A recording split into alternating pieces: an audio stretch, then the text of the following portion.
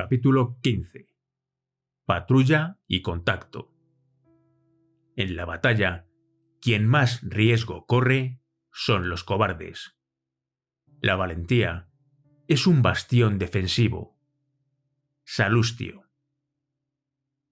Sin excepción, cada vez que visito un aula para hablar sobre mis experiencias en los equipos de SEAL, una mano se levanta y un niño me pregunta: ¿has tenido miedo alguna vez?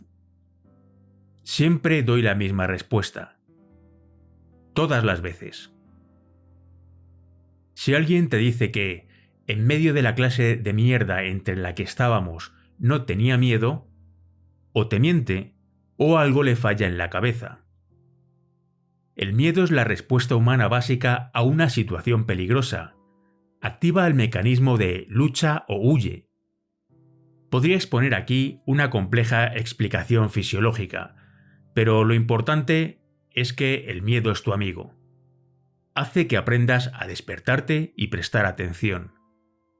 El miedo no es el enemigo. Yo no quería morir en Irak, así que, naturalmente, todas las situaciones que suponían la posibilidad de que me disparasen o hiriesen de cualquier otro modo, como con los explosivos, me provocaban temor. El miedo era algo dado, no se podía evitar. Era una de las muchas emociones que sentí allí, además de la furia, la exaltación, el alivio, el placer, la desesperación y la apatía. No necesitábamos sentirnos intrépidos, y además el miedo no se opone a la valentía. Lo que me importaba era cómo gestionábamos ese miedo para poder superarlo, lo que hacíamos a pesar de sentirlo. Base Tiburón, mediados de julio de 2006. Mark Lee, que estaba sentado en el margen del catre en su tienda de la base Tiburón, tenía cara de estar preocupado. Después de 4 meses de vivir y trabajar juntos sin apenas descanso, yo había llegado a conocerlo muy bien. Cuando comes, duermes, sudas y te ríes al lado de alguien durante tanto tiempo, acabas por saber cómo es. Los novatos dominábamos la comunicación no verbal. Transmitíamos la información en silencio, con detalles como poner los ojos en blanco, levantar las cejas o arquearlas en un "no me jodas". No es exactamente un lenguaje secreto. Las cosas significan casi siempre lo que parecían, y en eso Mark no era una excepción. Si acaso, hablaba un poco más claro que los demás novatos. Era la clase de tío que siempre parecía decirte las cosas como eran, y eso hacía que todo el mundo lo respetara. «He hablado con Guy», murmuró. «¿Sobre qué?» «Sobre aquello de lo que estuvimos charlando el otro día». Empezaba a seguirle. «Estas patrullas con presencia diurna no son lo que se espera de nosotros», dijo. «He pensado que alguien tenía que decirlo. Una cosa es tenernos a rastras toda la noche, pero ¿caminar a plena luz del día por las calles del territorio Muya? Así no es como se supone que vamos a conseguir nada. No es precisamente lo que nos enseñaron a hacer». Recordé una conversación que los novatos habíamos mantenido durante una típica partida de Halo en la Xbox. No me acordaba de quién había introducido el tema, pero todos habían estado de acuerdo en que patrullar de día en compañía de los yundíes no era precisamente lo que entendíamos que habíamos venido a hacer en Ramadi, ni, en cualquier caso, lo que se correspondía con la formación recibida. El consenso general entre nosotros era que ya estábamos aplastando al enemigo. ¿A qué venía ponernos en situación de vulnerabilidad con ese nuevo concepto de trabajo? «Sí, tío, es una chorrada. A mí tampoco me gusta. ¿Y qué ha dicho Guy?» «Que hablara con Yoko». Yoko era el comandante de nuestra unidad operativa, y su trabajo consistía en que no nos faltara trabajo. Por suerte, la pereza no es habitual en los equipos, y nunca nos faltaban las ganas. Por las mañanas, cuando Yoko y los otros oficiales se sentaban en la mesa de instrucciones del ejército, en el Cop Halcón o en Campamento Ramadi, buscaban formas de añadir valor a lo que fuera que estaba haciendo el ejército, ofertas de empleo. No podía decirse que las misiones con blancos de especial valor, de acción directa o de vigilancia como francotiradores escasearan, como escasea el color verde en las orillas del Éufrates a finales de julio. Pero Yoko y los oficiales habían decidido alimentar su adicción al combate con cualquier misión que nos pudieran conseguir, aunque no fuera convencional. El poco tiempo libre que nos quedaba lo usaban para insertarnos en la rotación estratégica del ejército en torno del COP. El éxito de la sección Charlie se estaba volviendo adictivo y, a medida que ascendía el recuento de los Muyas muertos, los jefes solicitaban más nuestra presencia, independientemente del riesgo. Como novato en los equipos, por lo general haces lo que te digan, y si algo no te gusta, te aguantas y lo haces igualmente. Pero cuando nos comunicaron que empezaríamos a hacer patrullas diurnas con el ejército, la idea sentó mal entre los novatos y algunos de los otros miembros de la sección. En Ramadi, las patrullas presenciales se realizaban con una táctica muy simple. En lo esencial, se esperaba de nosotros que camináramos por la calle a plena luz del día hasta que alguien nos disparase. En respuesta, intentaríamos matarlos y, si necesitábamos ayuda, llamaríamos al ejército. Bueno, seguro que nos dicen algo pronto, dije, por decir algo. Sí. Todo irá bien, hermano. Esta chorrada se resolverá. Seguí. Los equipos y toda la mierda. Aquella mañana, en nuestra primera patrulla presencial diurna, Sunset se veía de color verde. Yo iba en la torreta de Ojos de Serpiente, el vehículo 1 del convoy que se dirigía de la base Tiburón a Halcón. Habíamos recogido a los yundíes antes de salir y el convoy serpenteaba entre las barreras del acceso a Campamento Ramadi. Al pasar, saludé a los guardias y empezamos a alejarnos del campamento. ¿Qué coño pasa? Me había quedado sin palabras desde que, a primera hora, nos habían dado las órdenes del día. La propuesta de Guy de reflexionar sobre la estrategia no había hecho ni asomo de mella en los detalles de la nueva misión. Se había ofrecido que la sección Charlie hiciera patrullas presenciales en el Cop Halcón y sus alrededores, en compañía de yundíes, con la voluntad de transmitir claramente a la gente del barrio que habíamos llegado para quedarnos. No me gustaba. La gran ventaja de los SEAL es la sorpresa. Durante meses habíamos tenido un éxito tremendo derribando puertas y deteniendo a los malos en mitad de la noche, de una manera rápida y letal. Nos habíamos instalado sigilosamente en las azoteas de Ramadi para liquidar a los que colocaban IED y los curiosos, que amenazaban a nuestros compañeros del ejército y la infantería de marina. En esas dos clases de escenario, nosotros controlábamos la acción. En cambio, en una patrulla presencial, esto ya no estaba en nuestra mano. Empecé a mascar Copenhague con enfado mientras el convoy embocaba Michigan. Con el ceño fruncido, envié un lapo gigante a la cabina. ¡Qué mierda de patrullas presenciales!, pensé. El trayecto transcurrió sin incidentes, y cuando ya serpenteábamos entre el laberinto de barreras Jersey del acceso al COP, miré al guardia del ejército que apartaba la alambrada para dejarnos pasar y le saludé con la cabeza. Él me devolvió el saludo y yo pensé, al menos no nos tienen haciendo de guardias. Aparcamos los vehículos en el centro de bienvenida Arroyo de Mierda y los oficiales se marcharon a celebrar sus sesiones de debate o lo que sea que hagan mientras los demás buscamos algo que echarnos a la tripa. Encontramos una estructura de campaña con tarteras llenas de filete ruso con guisantes y salsa. Biggles miró con desagrado aquellas fiambreras llenas de comida de clase F, la calidad propia de las prisiones. Para los mejores, solo lo mejor. Biggles, dijo Mark con la boca llena. No sé qué haríamos sin ti. Bueno, para empezar, replicó Biggles, tendrías que manejar 2 ametralladoras con esos bíceps gigantescos que tienes, Mark. Si los tienes, úsalos. Si no los tienes, de cabeza al gimnasio. Biggles, Johnny y Biff nos echamos a reír. Johnny miró alrededor. Esto es malversación de recursos y de las gordas. Cuidado, tío, dijo Biggles. Esa palabra te queda grande. No te vayas a hacer daño. Shakespeare no era asiático, Johnny. No salgas de los números. Se sumó Biff. Ya lo pillo, dije, imitando el acento de mi colega sanitario. Patrullar hasta que uno de nosotros reciba un buen zambombazo es malversación. Pero Don Muya tiene ganas de reunirse con las vírgenes. ¿Y si organizamos una cita?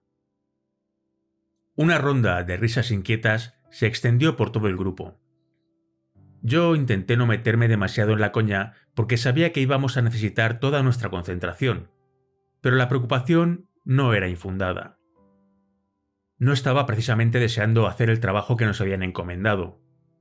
Nos preparábamos para patrullar por las calles J y K, el mismo lugar en el que Chris, Johnny y yo habíamos matado a 23 mullas en 24 horas. Había francotiradores vigilando, pero salvo esa protección, estaríamos extraordinariamente expuestos en comparación con nuestro modo de actuación acostumbrado. Recordé un dicho de los equipos: si nadie se queja, algo va mal. Intenté confiar en que, como nos estábamos quejando todos, quizá, en realidad, íbamos a hacer lo correcto. Las operaciones diurnas necesitan todavía más hipervigilancia que las nocturnas. Como somos los dueños de la noche, podemos ser mucho más liberales con el movimiento. De día, en cambio, es imprescindible pasar de un lugar cubierto a otro. Dauba, ¿dónde coño vas a ir cuando te disparen? No te quedes a descubierto, como enseñaba Tony, con su acento particular. Si el enemigo empieza a diseminarse, hace falta un sitio en el que refugiarse. Volví a comprobar que la bolsa sanitaria y los pertrechos estaban en perfecto estado. A medida que se acercaba la hora de iniciar la misión, recordé otro consejo que me había dado Tony durante la puesta a punto. «Esta mierda te mantendrá con vida, Dauba», dijo, con cara de póker. «Guárdate las putas espaldas», siguió entre expectoraciones de Copenhagen, «y ponte gafas de sol. Te hacen parecer un cabrón, y los mullas no tendrán ni idea de si los estás mirando o no». Para recibir las órdenes, poco antes del mediodía, nos apiñamos en el anexo del equipo en el Cop Halcón. La casa apestaba a olor corporal, Copenhagen y el hedor rancio del sudor seco. La ventilación era, por decir poco, pobre. Ralphie lideraría mi grupo cuando la sección se dividiera en dos pelotones. El pelotón 1, ahí estaba yo, recorrería a pie como 1,5 kilómetros bajando por la calle K, mientras que el pelotón 2 copiaría la ruta pero una manzana más al sur, por la calle J. La idea era patrullar hasta entablar un enfrentamiento, hacerse con un bastión y matar al enemigo. Si no podíamos, llamar al ejército para que o nos ayudara a matarlo o, si la situación lo exigía, nos ayudara a salir del atolladero. Vea por todas, me recordé a mí mismo. Salimos hacia el mediodía, con Squirrel como punta, Ralphie como oficial de mando, por delante de Mark, Biff en las comunicaciones, el EOD Nick, Chucky y yo en la retaguardia. Repartido por entre el pelotón iba un grupo de yundíes vestidos como de costumbre, cada uno a la suya, como piratas. Cuando empezamos a patrullar hacia el este, vaselina abajo, me sentí orgulloso al ver las barreras Jersey que se habían erigido en el extremo occidental del Cop Halcón. El Cop había empezado a tomar forma como presencia firme de la coalición entre el polvo lunar del suroeste de Ramadi.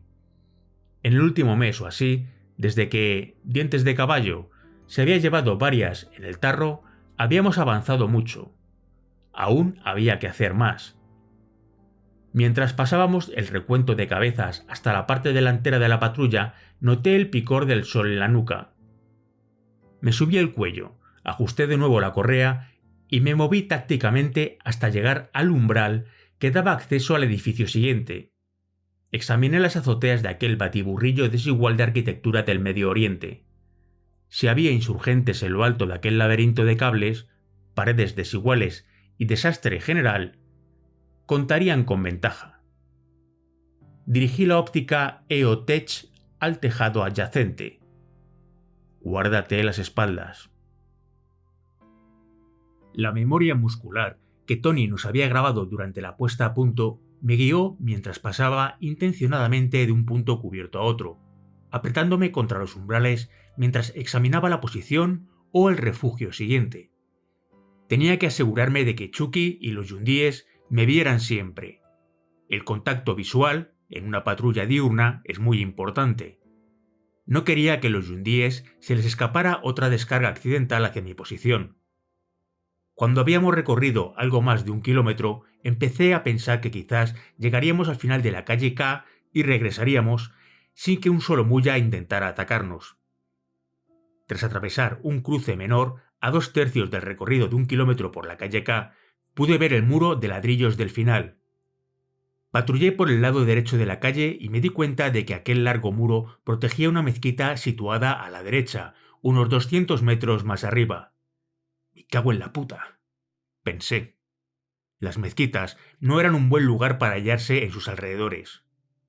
A los mullas les encantaba esconderse en su interior y atacar a las fuerzas de coalición desde allí, conscientes de que si disparábamos contra un edificio religioso nos patearían el culo, probablemente algo peor. Preferiría cruzar los arroyos de mierda a encontrarme de día patrullando en la zona de una mezquita en pleno territorio mulla. Squirrel miró hacia atrás para valorar la situación del pelotón, a la vez que evitaba pisar un gigantesco montón de basura que tenía delante. El pelotón entero tuvo la sensación de que algo se preparaba. Está a punto de pasar, pensé, examinando mi sector con toda la atención. ¿Dónde estás, cabrón? Todo empezó con el calor de las primeras 10 balas, que venían hacia nosotros chillando por la calle K, y luego le vi. Un varón en edad militar con una ametralladora PKC se había asomado por el mediodía y nos acometió con una carga generosa. Pese a la hipervigilancia de una misión diurna y toda la memoria muscular, resultó que había logrado ser objeto de una emboscada enemiga en el momento preciso en el que pasaba junto al grueso muro del perímetro de una mezquita. No había dónde ocultarse ni ponerse a cubierto, salvo algunos postes telefónicos más bien esqueléticos a unos 30 metros de distancia, y un arroyo de mierda humana a 1 metro a mi derecha. Sumergirme en el cagadero de Ramadi no lo valoré, ni siquiera como posibilidad. Nick y Squirrel abrieron fuego de inmediato, dirigiendo el plomo contra la posición de las 12, y un segundo mulla con ametralladora atacó desde otra mezquita a 150 metros. Las balas fustigaban el aire a mi alrededor, con un furioso pam pam pam pam pam pam. En Hollywood no tienen ni idea de cómo suena recibir el fuego del enemigo. Cuando eres tú el que dispara con tu arma, suena un estallido fuerte, pero cuando viene contra ti, restalla como un látigo.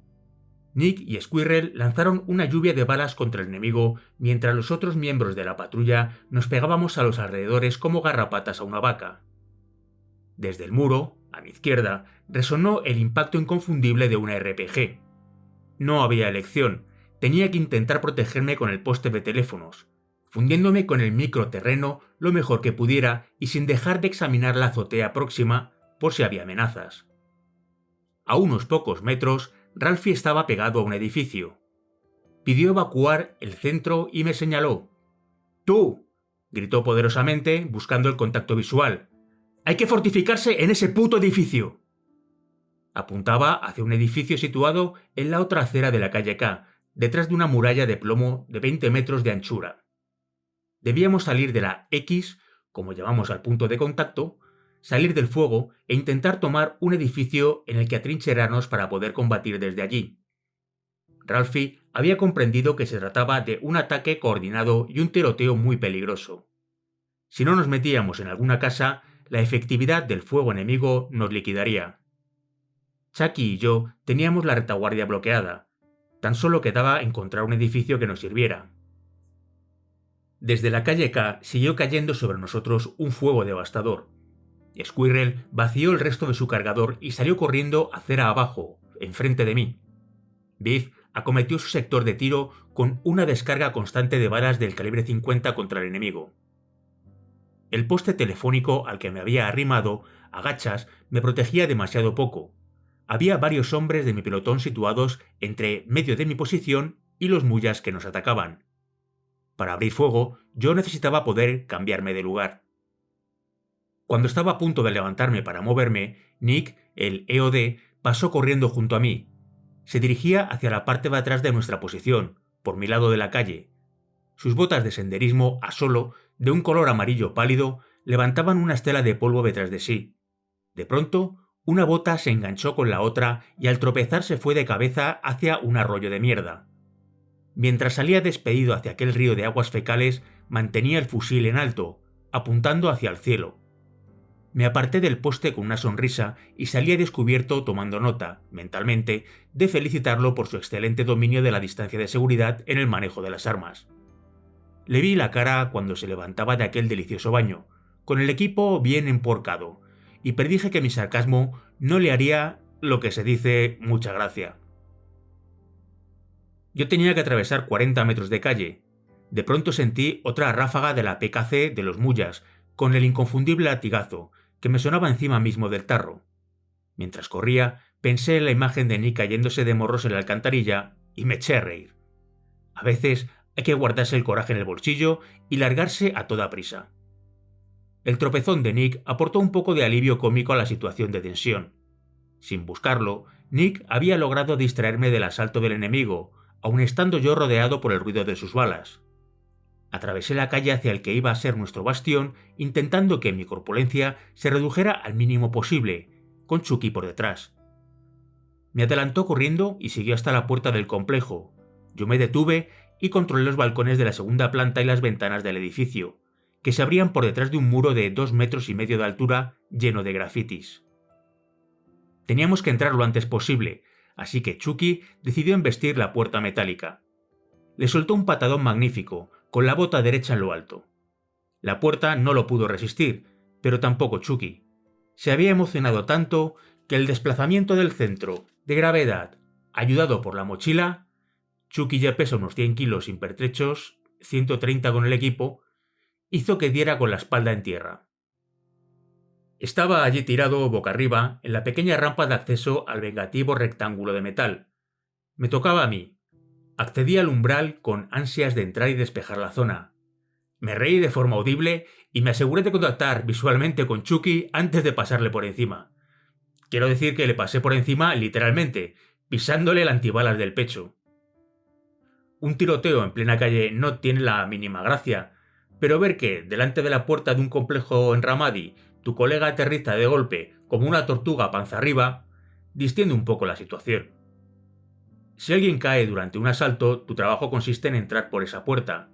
La velocidad y la sorpresa son elementos cruciales, así que haces lo que sea para entrar, aunque sea pisar el pecho de un compañero. Empecé a despejar el patio en solitario mientras Chucky luchaba por ponerse en pie y se situaba por detrás de mí. Los yundíes acudieron al patio en tropel, por oleadas, para refugiarse detrás de las murallas protectoras. El resto del grupo permaneció en la calle para enfrentarse a los atacantes de la mezquita y del extremo de la calle. Chucky y yo pasamos junto a un coche aparcado en el patio descubierto y los yundíes se situaron en pos antes de entrar en la casa. En la primera habitación, un hombre de aspecto atemorizado se cruzó en mi camino y lo empujé a un rincón junto con el resto de los residentes que ya estaban encogidos a la defensiva. No había armas. Los yundíes, por reflejo, se dedicaron a contenerlos, mientras Chucky y yo seguíamos despejando la casa hasta llegar rápidamente a la azotea. Desde allí podíamos ver el tiroteo que se desarrollaba más abajo. El último de los nuestros ya estaba cruzando la calle K para atrincherarse en el bastión. Hasta donde podía ver, no habíamos sufrido bajas, así que me coloqué en el modo divino del francotirador y examiné la mezquita y las calles adyacentes buscando posibles blancos. Chucky se centró en el extremo de la calle, donde se había iniciado el contacto. A unos 200 metros vi un muya solitario que intentaba tomar el flanco. Llevaba una K-47 colgado al hombro con una correa de color verde oliva. Planté una rodilla en tierra y estabilicé la M4 usando el murete de 1 metro de alto como plataforma de tiro. Situé el punto de mira óptica en el centro del cuerpo, con un poco de margen para compensar su movimiento. Exhalé, pausa, disparé 3 veces y el blanco se derrumbó. Fue tan fácil como estar en una pista de hockey hielo y empujar el disco a la red vacía desde la raya misma del portero. «Chucky, tengo uno, derribado a 200 metros», dije antes de volver a inspeccionar las calles. «De acuerdo, yo recargo». Chucky estaba arrodillado detrás del murete y sacó otra caja de munición de 100 balas. Me ocupé del fuego supresor que él había estado enviando hacia la mezquita y la calle mientras los pistoleros corrían entre las posiciones cubiertas. Cuando Chucky se reincorporó a la batalla, su cerda obligó a todos los muyas a quedarse agachados. Seguimos en la azotea hasta que todo el fuego enemigo se paró. Vi que Ralphie entraba en el complejo gritándole «¡Último hombre!» a Mark Lee, que estaba a las puertas del edificio. Tras un breve momento de calma, el pelotón hermano de la calle J se encontró bajo el fuego enemigo. Como un reloj, ejecutaron la misma clase de instrucción de atrincheramiento y no sufrieron bajas. Desde la azotea, una tercera planta, teníamos una atalaya estupenda. Al norte de nuestra posición, el pelotón 2 estaba a unos 150 metros de distancia, bloqueando la calle J y sectores de Vaseline. Al sur, la mezquita estaba en silencio. Al oeste, el punto de origen del enfrentamiento, nadie se movía. Enfoqué de nuevo al muya que había derribado. Aún no se veía ninguna reacción. Miré a la derecha y a la izquierda. Todos estábamos cubiertos de sudor y polvo. Por suerte para nosotros, porque estaba cubierto de mierda, Nick se había quedado abajo en vez de venir al terrado. Nadie hablaba, pero todos estábamos en plena alerta. Los cascos exhibían el símbolo craneal de los castigadores. Nos dimos tiempo para empaparnos de la experiencia y aguardamos en silencio al siguiente movimiento. Ralphie conectó telefónicamente con el pelotón 2 y acordamos enlazarse en forma coordinada en la calle K. El ejército enviaría Bradley y tanques Abrams para apoyar a la patrulla. El pelotón 2 se encargaría de la seguridad sobre el terreno y la leyenda y Beagles se quedarían en el terrado. Nuestro pelotón se reuniría con el otro y volveríamos juntos al Cop Halcón. Me tensé la cincha del casco, cambié el cargador y miré a Mark y Chucky. «Bien», dijo Mark. «Misión exitosa», respondí secamente. «Patrulla y contacto». «Alegrad esa cara, chicos. En esta ronda, Charlie 1, Muyas 0», bromeó Chucky. «Además, Nick, habrá disfrutado especialmente de esta operación», se rió Mark. «Siempre podía haber sido peor», respondí yo. De vuelta en Halcón, vi que Johnny estaba sentado en el catre junto a Beagles, Biff y Mark. Johnny había sido el punta de su pelotón, cuando un ametrallador abrió fuego contra él y lo tuvo acorralado durante varios minutos. Había tenido mucha suerte al salir ileso de aquello. «Joder», dijo Johnny, con la cara de no acabar de creérselo. «Has sido la hostia. En el peor sentido». «Claro», respondió Beagles, que empezaba a retorcerse el pelo como tenía costumbre. Cogí un poco de Copenhague y me quedé mirando a la pared. «Podría haber sido peor», dije. Nick tragó mierda, y lo digo literalmente, cuando empezamos la maniobra del centro. La tensión no tardó en desaparecer cuando Mark Lee empezó a contar la historia de nuestro EOD. Cogí unas cuantas cajas de munición de 5,56 milímetros.